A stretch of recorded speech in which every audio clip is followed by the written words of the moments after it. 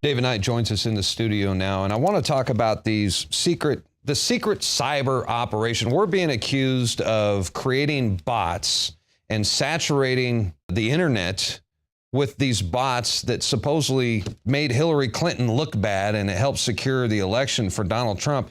And I'm thinking, if that's the case, then we got a lot of work to do. We're doing something wrong, because California was immune to our propaganda, right? That's right. I mean, they're a blue state. Well, they just merely put that out there and assert it as fact. And then based on an allegation of association, we are guilty by association. That's the way this thing works. Yeah. But it goes beyond that, Darren, because we've now got the FEC taking looks at this and talking to Alex Jones.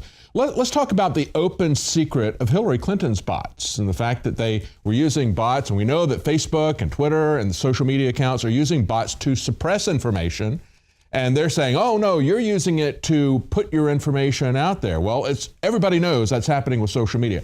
And it was an open secret. As a matter of fact, the organization OpenSecrets.org looked at the financing of this super PAC that was spending millions of dollars to promote Hillary online with Reddit, on Facebook, and to push back against anybody that would criticize them. This was a project. They had physically people on the computers that would go in the comment sections, and anything that they could say pro-Hillary, that's what they were hired to do, right? That's right. They hired people. So this is just as we've seen with the infiltration of elections. We've seen that the CIA, as WikiLeaks pointed out, infiltrated French political parties, every single one of them, infiltrated them with human intelligence and also with cyber intelligence, okay? So what they have done is they did this with bots, they did it with humans. This is a project that's a brainchild of David Brock, as that's what LA Times called it. They said, be nice to Hillary Clinton online or risk a confrontation with her super PAC. The Daily Beast was upset about it because they were using this at the time against Bernie Sanders.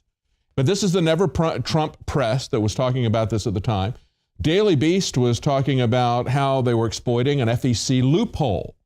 And this was an organization, correct the record, it is a 501c3.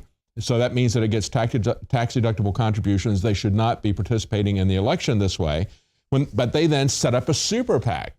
Now, the super PACs are not supposed to coordinate with the candidate, but they maintained that they could. Correct the Record had collected, according to Open Secrets at the time, and this is back in the primaries, they'd received $5 million. They had spent $4.5 million of that already.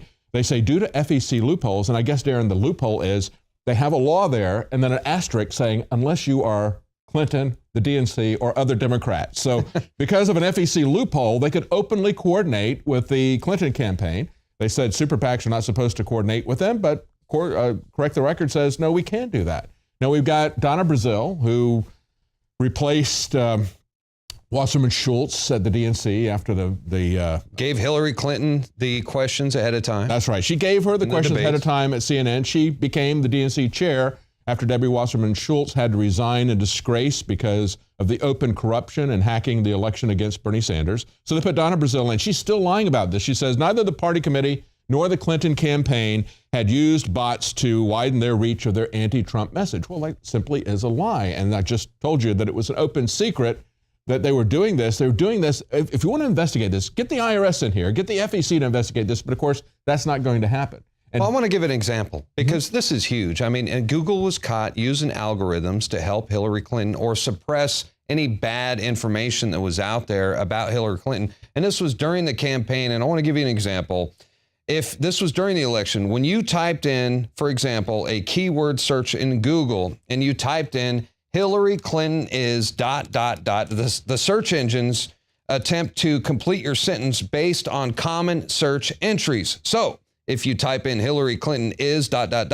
Google would respond by saying Hillary Clinton is winning or Hillary Clinton is awesome. She's a winner. She's a winner. But meanwhile, at the exact same time, if you type the same sentence in Bing or Yahoo, you got totally different answers. Hillary Clinton is a liar, a criminal. She's evil, corrupt, a crook, a filthy liar. Hillary Clinton is a murderous ... And it's all based on common search entries. So Google caught red-handed.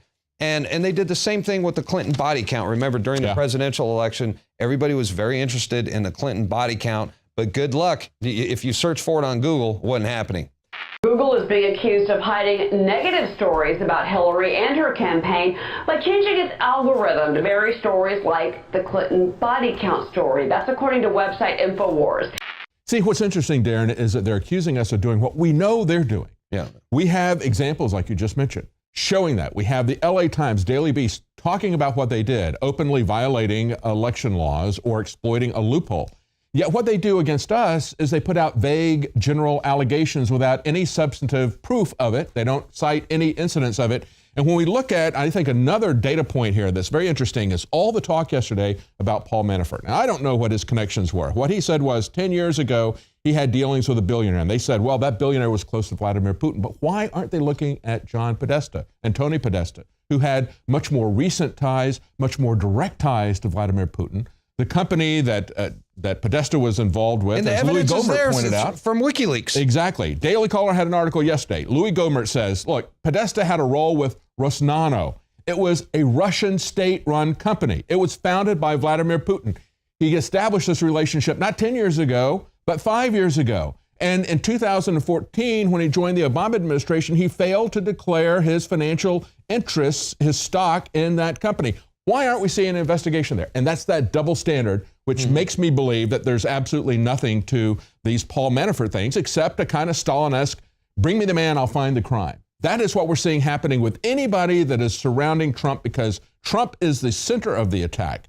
But we are now in the periphery, and what they want to do is by merely alleging guilt by association, they want to try to shut down InfoWars and entire news organizations. This should concern people on the left as well, because if we let them get away with this, they will use these types of police state powers, this kind of Stalinist Stasi powers, to come after anyone that is a political enemy. And believe me, the right will use this as well. You better get on board with this, even if you don't agree with the politics of Donald Trump. You better not allow this type of method to be used as a coup in this country. That's right. By accusing InfoWars of colluding with a foreign entity and spreading enemy propaganda, that gives Google, Facebook, and Twitter the perfect excuse to censor everything we do and to block our content. Yeah. And once they do that, believe me, ladies and gentlemen, you're next. And Glenn Greenwald, who absolutely doesn't agree with Donald Trump, but he has called this out for what it is from the very beginning. It's McCarthyism.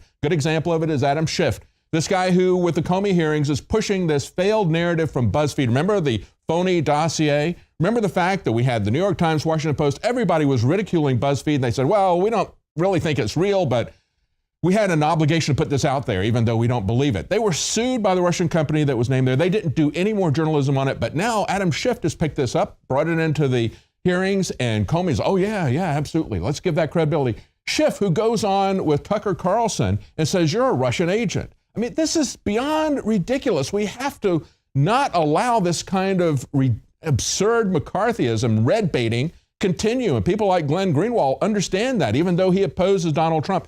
You need to understand this, whether you agree with Trump or whether you disagree with Trump. We cannot allow these types of methods to go forward. Amen to that. David Knight, good to have you on our side. Thank you.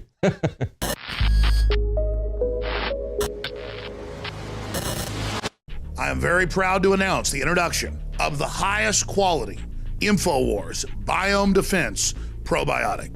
We wanted to come out with the largest spectrum of high quality known probiotics that have been proven to improve overall digestion and health and detoxification in the body. Biome Defense is an exclusive blend of 50 billion live and active cultures from over 23 different probiotic strains that are known to support digestion and intestinal function. Our researchers are confident that we have been able to develop what will be the leading probiotic on the market. Secure your Biome Defense in ultra strength or regular strength at InfoWarsLife.com today and get started supporting your digestive system naturally. We've been testing this formula for years, but this is the limited first run to the public, so please take advantage of it today. Support your own health and support the InfoWar.